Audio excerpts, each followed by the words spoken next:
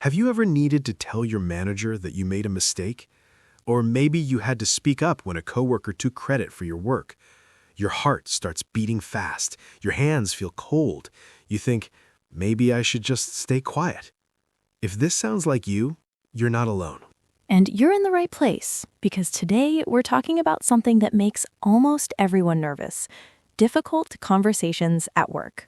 I'm so glad we're doing this episode, because honestly, I still get nervous before these conversations, even now.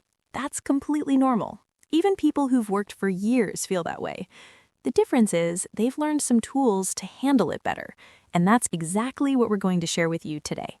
So by the end of this episode, you'll know how to prepare for a difficult conversation. You'll learn what to say and how to say it. And most importantly, you'll feel more confident the next time you need to speak up. Let's start with a simple question. What makes a conversation difficult? Good question. I think it's when you're worried about the other person's reaction. Like, what if they get angry? What if they don't listen? What if it makes things worse? Exactly.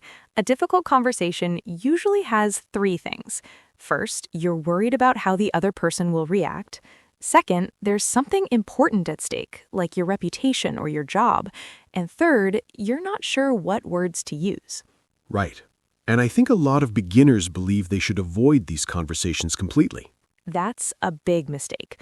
When you avoid difficult conversations, the problem doesn't disappear, it grows. You feel more frustrated, the other person has no idea there's an issue, and eventually things explode in a much worse way. So what should someone do instead?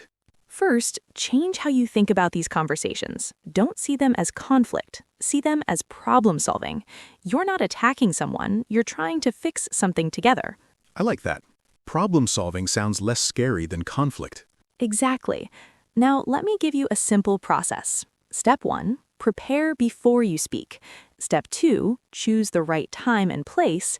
Step 3, use clear and calm language. Step 4, listen as much as you talk. And step 5, focus on solutions. Okay, let's break those down. What does prepare before you speak mean? It means don't go into the conversation emotional or angry. Take some time to think. Ask yourself, what's the real problem here? What do I want to happen? What's my goal? Can you give an example? Sure. Let's say your coworker keeps interrupting you in meetings. Don't just walk up to them and say, "You're so rude." Instead, think about it first. The real problem is you can't finish your ideas.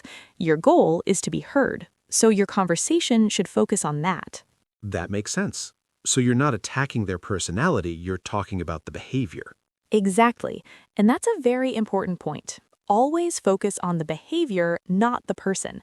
Don't say, "You're lazy." Say, "I've noticed the reports are coming in late." Do you see the difference? Yes, one feels like an insult. The other is just a fact. Right. Now, step 2, choose the right time and place. This is really important. Don't start a difficult conversation when you're rushed. Don't do it in front of other people, and don't do it over text or email if you can avoid it. Why not over text? Because tone gets lost in text. The other person can't hear your voice or see your face. They might misunderstand you. It's better to talk face to face, or at least over a video call if you're working remotely. What if the other person is really busy? Then ask them, "Hey, do you have 15 minutes to talk? I'd like to discuss something important." Give them a heads up, but keep it simple.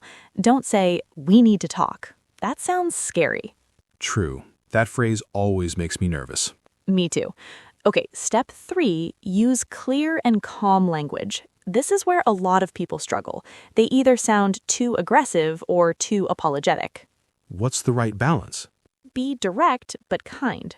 Start with the facts, then explain how it affects you or the team, then suggest a solution. Here's a formula you can use. "I noticed this. It's causing this problem. Can we try this instead?" Can you give a real example? Sure. Let's say someone on your team isn't responding to your emails. You could say, "I noticed I haven't heard back from you on the last 3 emails I sent. It's making it hard for me to finish my part of the project. Can we set up a quick daily check-in so we stay aligned?" That sounds so much better than saying, "Why are you ignoring me?" Exactly. You're not blaming, you're just stating what's happening and asking for help to fix it. What about step 4, listen as much as you talk? This is so important. A lot of people think a difficult conversation is just them talking, but it's a conversation. That means both people need to speak. After you share your concern, stop. Let the other person respond. Really listen to what they say. What if they get defensive? Stay calm. Don't match their energy.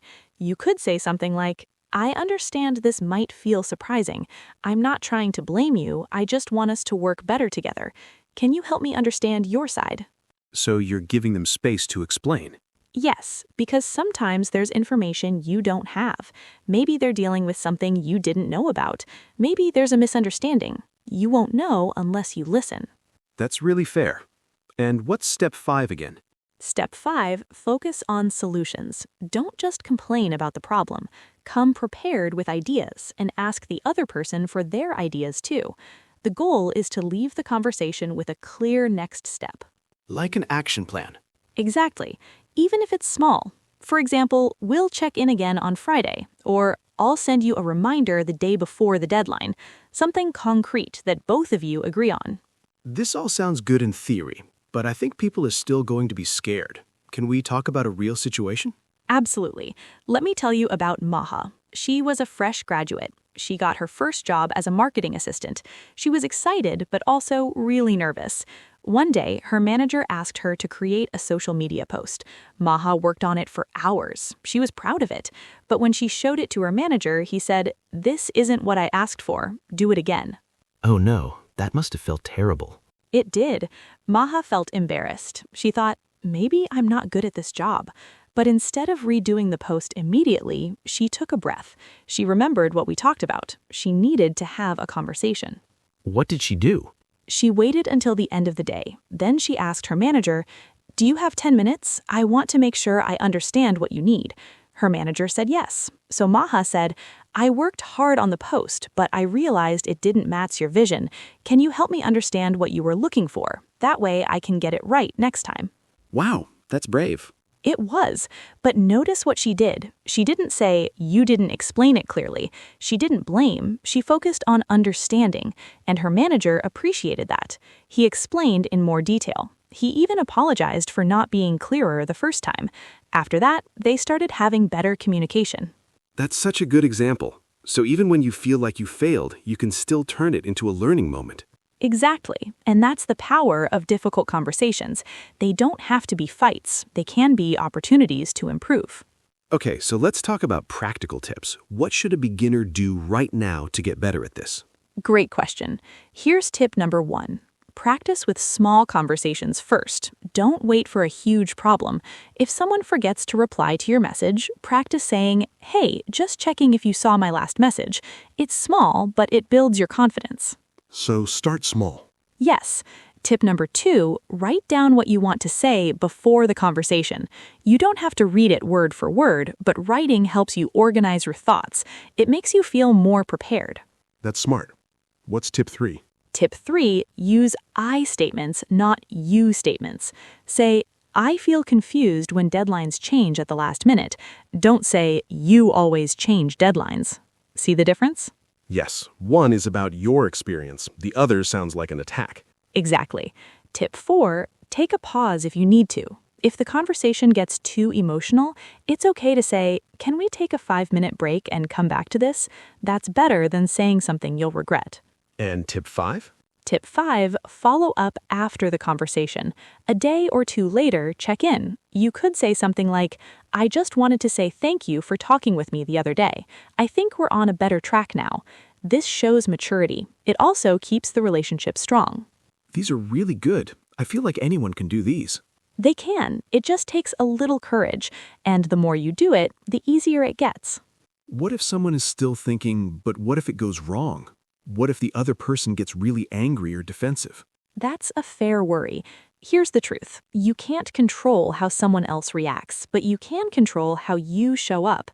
If you're calm, clear, and respectful, you've done your part.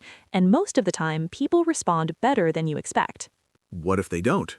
If someone reacts very badly, stays angry, or refuses to listen, that's important information. It tells you something about them. And in that case, you might need to involve someone else, like HR or a senior manager. but don't let fear of a bad reaction stop you from speaking up. That's really important because I think a lot of beginners just stay silent because they're scared. They do, and that silence can hurt their career. If you never speak up, people might think you're okay with everything, or they might not know you're struggling. Your voice matters. I love that. Your voice matters. Okay, let's wrap this up. What are the key takeaways? First, don't avoid difficult conversations. They're part of every job. The more you practice, the easier they become. Second, always prepare before you speak. Know what you want to say and what your goal is. Third, focus on the behavior, not the person, and focus on solutions, not just problems. And remember, these conversations don't have to be scary. They're just two people trying to work better together. Exactly. You're not looking for a fight. You're looking for understanding.